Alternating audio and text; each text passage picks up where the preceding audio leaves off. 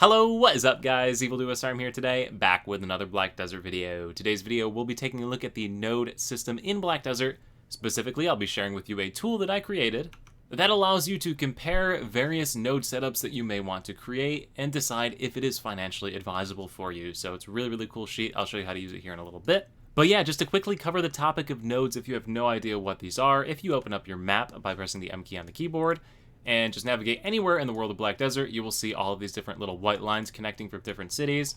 You can connect these white lines to all the different locations in the game.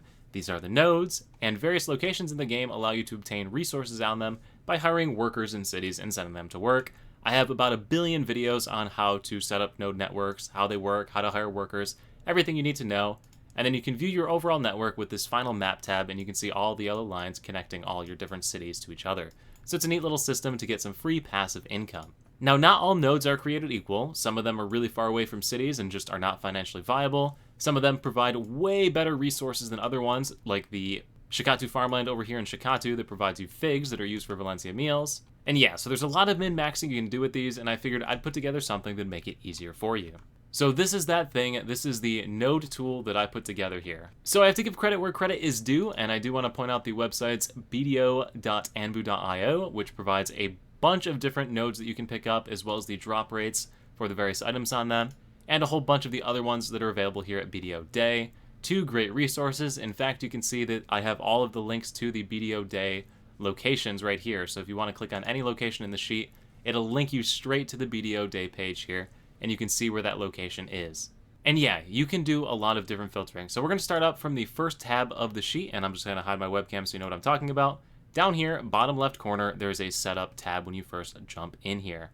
On this tab, you have 2 values you need to set. So the first one are the active hours you spend per day playing Black Desert, so how long your computer is on. So if you play for like 8 hours a day, or you leave your computer on overnight or something like that, and say you have 12 hours where your game is actually running, you just go ahead and put that in there. And then the second option is a mass worker assign. This is just to give you just a baseline number. If you want to edit any worker values, you can just straight up change them in the worker tab over here. So you have work speed and move speed for every node. They're just going to automatically update with whatever you pick on this first tab. So if you want to say professional goblins, it'll update all of them to professional goblin stats. Pretty straightforward. And that's all you need to do. You're then going to get a little summary right here on this first tab that shows you how much money you're making in each of these different categories. So if we hop back over to the nodes section of the spreadsheet, which once again is the second tab, you will see down here nodes right at the bottom. You will see all of the different nodes here in the game, and there are a ton of them. So you can do a little bit of sorting and filtering for yourself here to figure out which ones you want to get. So let's say you're trying to build a node network in the region of, I don't know, let's clear all, and let's pick Valencia. So we only want to see nodes in Valencia. Cool, there they all are. That's all the options for you in Valencia. You can then filter these nodes by income per day, let's say. We want to get the most valuable ones per day, sort A to Z. Scroll down this list and we can see that the 2 most valuable nodes in Valencia are the Shikatu farmland farming. So if I want to take these 2 nodes, all I got to do is hit the little checkbox right here. It's that easy. You just check the 2 boxes right there to pick those 2 nodes. If you scroll over to the right, you're going to see that you then have to select which city you're going to. If you don't pick a city here, it is going to default to the closest city. But say you wanted to get these from Sandgrain Bazaar instead, you would just check the box for Sandgrain Bazaar, which is this second box, City 2 right here. But since I'm going to get these from Shikatu, I'll just go ahead and check the 2 Shikatu boxes right there. And that's it. If you wanted to update your workers, you'd have to manually update them over here, or you can just pick the Mass Assign button on the first tab once again. So once you've made the selections, you can then clear your filters that you've applied here. The next thing you need to do after you've picked out your nodes is you need to go to a website that'll allow you to see where the different connections are. You can do this in-game by pressing the M key on the keyboard.